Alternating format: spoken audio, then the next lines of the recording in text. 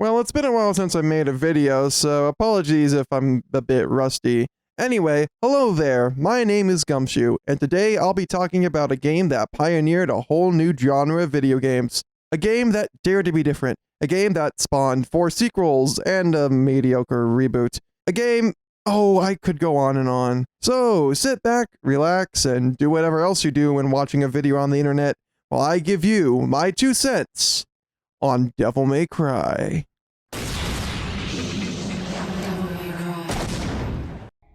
Devil May Cry is a game developed by the man, the myth, the legend, Hideki Kamiya. You probably know him best for Bayonetta, Okami, and his Twitter account, but he also had a hand in the classic Resident Evil games. For the unaware, Devil May Cry was at first a version of Resident Evil 4.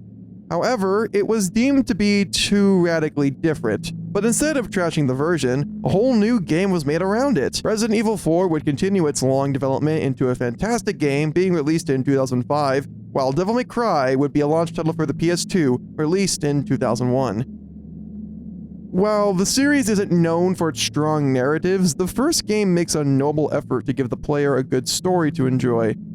Basically, you have this dude named Dante, the son of a powerful demon Sparta. Sparta was a legendary demon known for his superior strength. However, he ended up falling in love with a human and sought to destroy the demon world.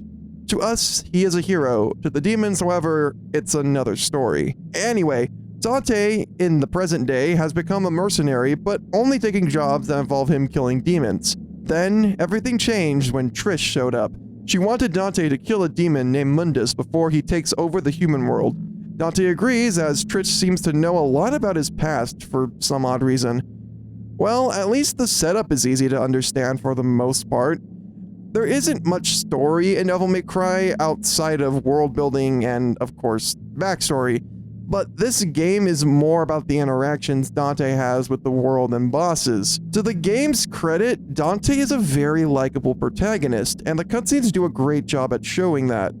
His dialogue is always witty, but knows when to be serious. He is cocky and sometimes immature for sure, but is also extremely powerful and driven to find out more about his past. Dante, in a sense, is the backbone of the whole game, as it should be. I could not see this working with a main character that takes it too seriously or even jokes all the time. So it's good that they managed to make a character that can do both and still have some depth. There are even some real emotional scenes in this game. Some that work, and others that, well... I should have been the one to fill your dark soul with light!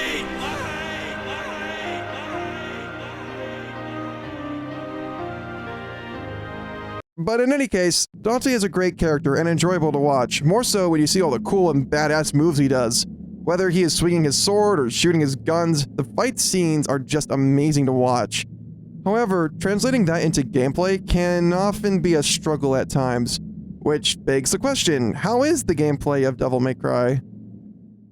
Well, I can't just not talk about the gameplay of Devil May Cry because, my god, this game basically created a whole new genre of video games. The stylus action RPG, or hack and slash, or whatever you want to call it, was pioneered in no small part by games like Devil May Cry. Though be warned, this game has aged like cheese, and not in the good way. Stiff jumps and awkward fixed camera angles make moving in Devil May Cry rough at best, frustrating at worst. This isn't to say you cannot get used to the controls, but when comparing it to the Bayonetta series or even the other Devil May Cry games, it hasn't held up over time. This isn't really a criticism of the game itself as much as it is about how games were made at the time. DMC1 was critically well received when it came out. It was also a financial success, selling well over 1 million units. So really, these camera and movement issues are just the game showing its age. In any case, the hacking and slashing gameplay is still fun as hell. Devil May Cry is all about looking cool while battling hordes of various demons and bosses, while using a variety of melee weapons and guns. The combat most resembles a beat-em-up or fighting game with combos that all depend on your timing. Guns are simple to use, as the only thing you will be using them for is to score extra hits, or if you want to keep enemies in the air. Guns are not the most useful thing, however, as there aren't any combos you can do with them, so don't think you can just shoot your way through the game. Most of the combat will be done with a sword or with these fire gauntlets when you get them. These are your main mode for dishing out damage in the game, as guns just don't do as much damage. So to get a good style rank, it's all dependent on how well you can chain together combos while changing it up once in a while. Whenever you attack or dodge just at the right time, your style meter will go up, starting at dull all the way to stylish. Don't go thinking it's easy to get the meter up, as the thing can be very picky, so best to keep an eye on it if you care about getting a lot of red orbs. Oh, what are red orbs? Well, every time before a stage begins, or if you find one of these statues in a level, you can have the option to buy items and upgrades with red orbs. Red orbs are gained when killing enemies, but can also be found within levels. Make sure you stock up on them, as these upgrades are all really cool and really expensive. There's even one that gives you a double jump, which helps so much. Makes jumping in the game more forgiving and easier to manage. The upgrades even make getting an S rank on the levels a lot easier. Oh yes, you did hear me right. At the end of each stage, you will be ranked on your performance, and in my opinion, it is hard as hell to get an S rank on some of these levels. Basically, the requirements are to beat the stage first, get your style meter up to stylish as much as you can, collect a lot of red orbs, and take as little damage as possible. You also can't use any items you buy at the shop or your rank will go down. Sucks, I know, but when you can just buy temporary invincibility, it kind of makes sense why your rank would go down. Just saying it right now, you probably won't get an all S rank run on your first try, but that's okay. It can be a bit disheartening when you thought you were doing great only for the game to give you a B rank though. The worst part of the ranking system is that you will never know how close you were to an S or A rank, as the game never even tells you why you got that rank at all. If you want to get all S ranks, use a guide, but you shouldn't really stress about getting S ranks.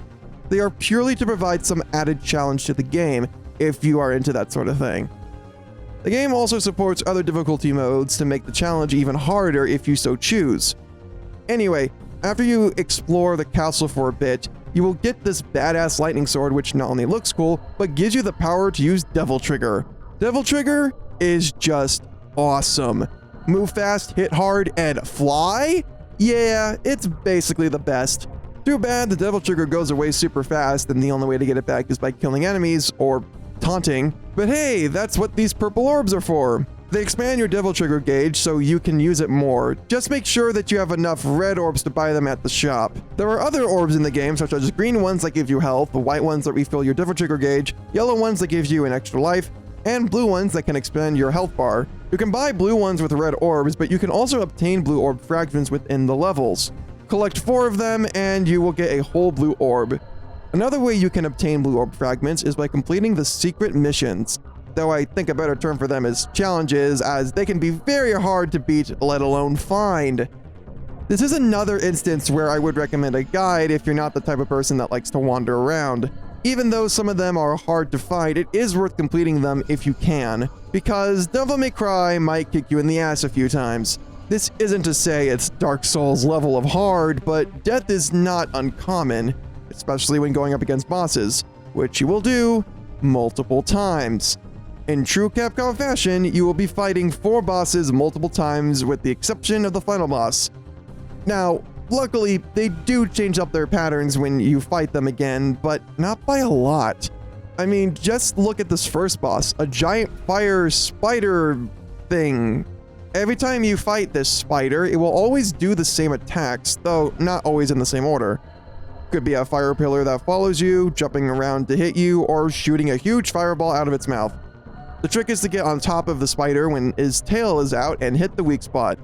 And that's how each of the boss fights with the fire spider go, with only slight changes here and there. While this can be seen as a negative, it is used to show your progress, as the first fight can be a pretty hard challenge, but the last one is just a piss-easy battle. Another good example is the Virgil/Neo Angelo fights. Each one increases in difficulty, and the third fight is one of the best in the game. It's just a shame I suck at it.